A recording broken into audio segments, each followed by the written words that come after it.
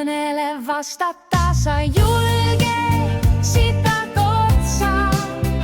Andres Erikson, hoia mokad maas, muidu kopsid tigi ujuma sa lähed. Shalalala. Võta kõne vastu, sitad otsa. Andres Erikson, hoia mokad maas, muidu kopsid tigi ujuma sa lähed. Ja su nina puruneb nagu pirniklaas autos karbi sees.